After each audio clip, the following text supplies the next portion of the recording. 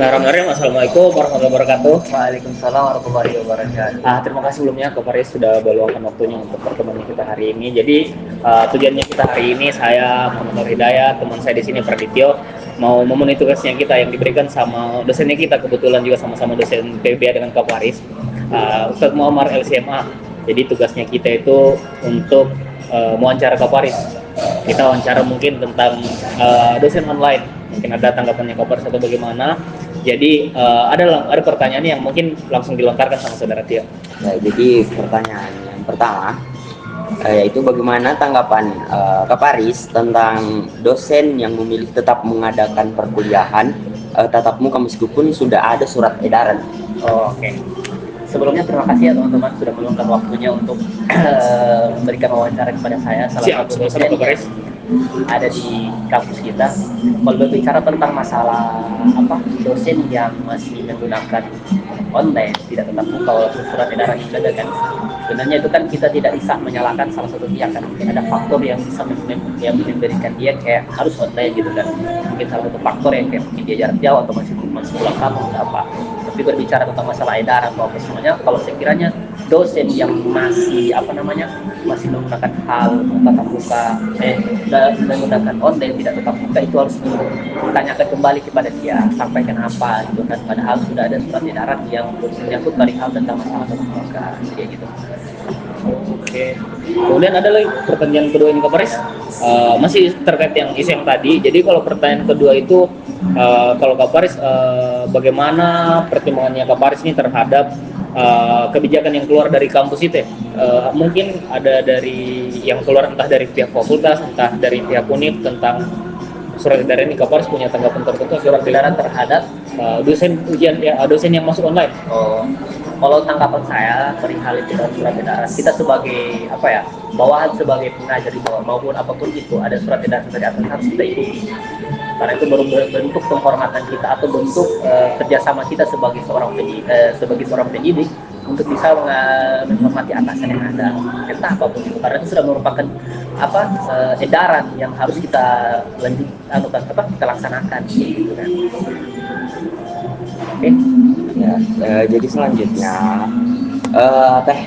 terkait dengan bagaimana pandangan Kak Paris tentang melihat dampak kebijakan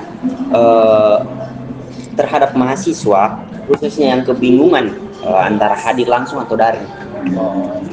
Kalau dampak itu sebenarnya iya sih, kebanyakan pada mahasiswa kan, apakah dia akan mau hadir, apakah dia dalam bentuk daring kan. Nah, sebenarnya kayak gini, ini harus dipertimbangkan juga sebagai seorang dosen. Ketika sudah ada edaran yang mau melaksanakan tatap muka, terus dia pilih untuk online, dia harus juga dampak kepada mahasiswa kan kayak gitu. Kebanyakan kan mahasiswa sudah ada di dalam perkuliahan, sudah ada di Kota Palu, tapi dosen lebih enak-enak di kampung. Dan itu dampaknya itu sangat berpengaruh dalam proses pendidikannya kita kan. Karena kita sudah effort untuk melaksanakan perkuliahan, sementara yang mendidik kita, mereka yang masih berada di dalam kampung gitu kan. Tidak culture dosennya. Mungkin boleh sambil minum kopi. Silakan. Biar kita sampaikan.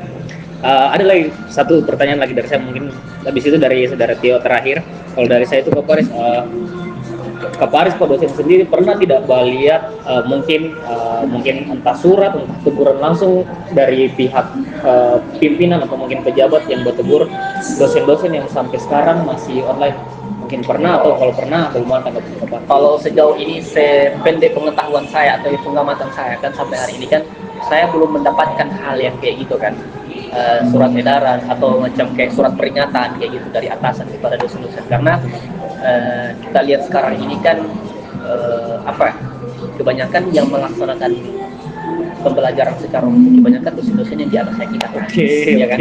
Jadi mau mungkin ada yang kayak kulturnya kita nggak enak menegur itu dosen itu karena mungkin udah besar daripada kita atau lebih senior daripada kita. Untuk sejauh ini saya belum pernah mendapatkan hal kayak gitu, teguran dari atasan kita dalam bentuk surat atau dalam bentuk teguran sampai hari ini saya dapatkan kayak gitu.